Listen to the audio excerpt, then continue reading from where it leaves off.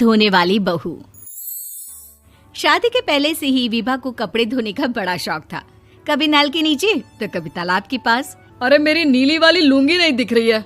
विभा की अम्मा, कहाँ रखी है लुंगी? अरे वो तो विभा ने परसों ही धोकर रखी थी आपकी अलमारी में, देखो वहीं होगी। वो ना मैंने आज धो दी, मुझे लगा कि गंदी हो गई होगी।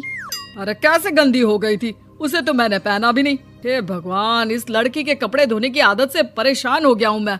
जितना तो घर में राशन नहीं आता, उससे कहीं ज्यादा डिटर्जेंट पाउडर का खर्चा है। इसकी शादी करवा दो, शादी। जाए अपने घर में ही करे काम, फिर चाहे घर के कपड़े धोने हो या पूरे गांव के। हाँ ठीक बोल रही हो, देखता हूँ मैं कोई लड़का। वो दिन भी आ जाता है जब विभा को देखने लड़के वाले आ जाते हैं। लड़की मुझे अच्छी लगी। होने वाली सास कहती है, बेटी अगर कुछ पूछना है तो पूछ लो। वैसे तो हमारी लड़की बहुत ही शर्मीली है, जो बोल दो वो मान लेती है, इसे क्या पूछना होगा। अरे कैसी बात कर रही हो माँ, मुझे इन लोगों के घर रहना है, सवाल तो कई है। हाँ हाँ बेटा, पूछ लो ना, क्या पूछना है। आप लोगों के घर कपड़े कौन धोता है? सास का मुंह बन जाता है।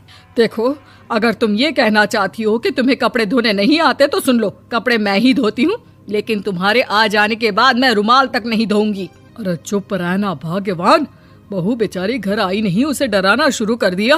वो क्या है ना बिटिया, अभी तक तो ये कल्लू की माँ ही धोती थी, लेकिन अब तुम्हारे पापा तो दहेज में वॉशिंग मशीन देंगे ही। तभी विभा की माँ बोल पड़ती है, सवाल भी पूछा तो क्या। वैसे भाई साहब, मशीन की तो फिर भी कपड़े धोने की कैपेसिटी होती है। मतलब जो बिटिया दे रहे हैं ना विभा, इसे कपड़े धोने का बहुत शौक है। ये आप लोगों के क्या, आस पड़ोस गांव मोहल्ले सबके कपड़े धो दे और उफ तक ना करे। बाहर देखा नहीं आपने कितने कपड़े सूख रहे हैं? सब हमारी बिटिया ने ही तो धोए हैं। बस भी करो ना माँ, शर्म आ रही इतनी तारीफ सुनकर।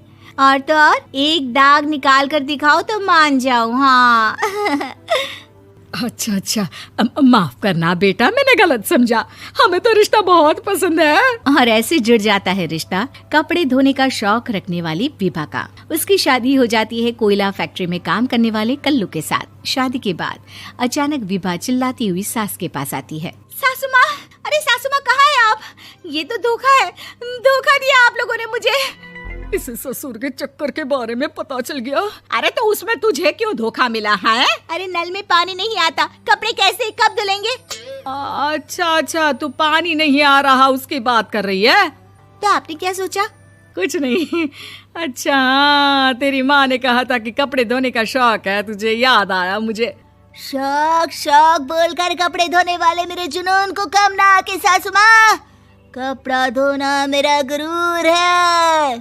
तभी पति भी वहाँ आ जाता है। अभी मैंने इसे सनी देओल की फिल्म दिखाई है, उसी के डायलॉग मार रही है माँ। अच्छा सुन, साफ बता रही हूँ, पानी सुबह 4 से 6 और शाम को 10 से 12 आता है, समझी? विभा टाइमिंग सुनकर हैरान हो जाती है। ये क्या भूतों का मोहल्ला है? सुबह 4 बजे उठकर कौन कपड़े धोता है? 4 बजे टंकी में पानी जाता है, फिर सारा दिन धोना ना, किसने मना किया? अरे कैसी बात कर रही हैं? 200 लीटर की टंकी में कितने कपड़े धो लूंगी मैं? सुबह ही उठ जाऊंगी मैं। अब क्या था, विभा सुबह 4 से लेकर रात के 12 बजे तक कपड़े ही धोती रहती। एक रोज सास पड़ोस से निकलकर कहीं जा रही होती है कि साथ वाली कहती है, हाँ कल्लू की माँ, जरा ये बताओ कि 2 साड़ी है, 2 ब्लाउज और एक पेटीकोट और एक नाड़े वाला लंबा कच्छा। हाँ तो? अरे तो क्या, कितना लोगी धुलाई ये बताओ। धोबन दिख रहे हैं हम क्या? हमारे पति सरकारी नौकरी से अभी रिटायर हुए हैं और बेटा सुपरवाइजर है कोयला फैक्ट्री में। धोबन समझ रखा है हमें? हाय रे कल्लू की अम्मा, माफ कर दो, वो तो मोहल्ले में यही सब बता रहे थे कि तुमने बहू को कपड़ा धुलवाने के काम में लगा दिया है। सास को पड़ोसन की बात सुनकर गुस्सा आ जाता है। वो घर पहुंचती है जहां घर के बाहर ही इतने सारे कपड़े सूख रहे होते हैं जितने कि किसी धोबन के घर पर। अरे ओ कल्लू की दुल्हन, बाहर निकल। माँ जी यहीं आ जाओ, बाथरूम में चादर धो रहे हैं हम। अरे अभी हम धोते हैं, तुमको बाहर निकलो। ये आस पड़ोस वाले बोल रहे हैं कि हम बहू से कपड़े धुलवा कर उसे कपड़ा धोने वाली बना दिए हैं। अरे छोड़ो ना माँ जी, किन लोगों की बातों में आती हो? आस पास के लोगों का तो काम ही होता है कि वो किसी तरह सास बहू को लड़ा दे। बहू सारे घर के कपड़े धोती है, ये क्या कम है? बोलिए। सास को भी लग जाता है कि वो बहू का ये सनकीपन नहीं छुड़वा सकती, इससे अच्छा है कि खुद ही चुप हो जाए। एक रोज सास और बहू मंदिर जाते हैं, जहाँ सास की साड़ी वहाँ खड़ी भीख मांगने वाली से मिलती है। माँ जी क्या बात है, आपकी साड़ी उस भिखारन से कितनी मिल रही है ना? हाँ हाँ देखो तो, दोनों की साड़ी मिल रही है। क्या बात है कल्लू की अम्मा, तुम खुद को तो अफसर की बीवी बताती हो और ऐसी सिंपल सी प्लेन साड़ी पहनकर घूमती हो। सिंपल और प्लेन नहीं है ये साड़ी। तो क्या सोने के धागे से फूल बने हैं? कुछ भी सासू माँ, कुछ भी। हाँ बने थे इस साड़ी में सोने के धागे से फूल। मेरे पति लेकर आए थे मद्रास से स्पेशली मेरे लिए 10,000 की। ताहे भाई साहब इस भिखारन के लिए भी सेम टू सेम साड़ी लेकर आए होंगे 10,000 की।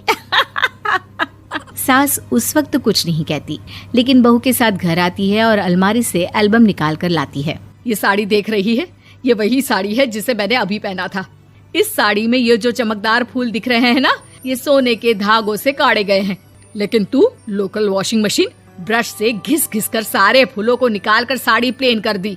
मुझे माफ कर दीजिए सासू माँ। और तो और, जब मैंने तुझे तेरी गलती के लिए कुछ नहीं कहा, लेकिन तूने तो सबके सामने मेरा मजाक ही बना दिया। क्यों? बहू को समझ में आ जाता है कि अब से उसका कपड़े धोना बंद।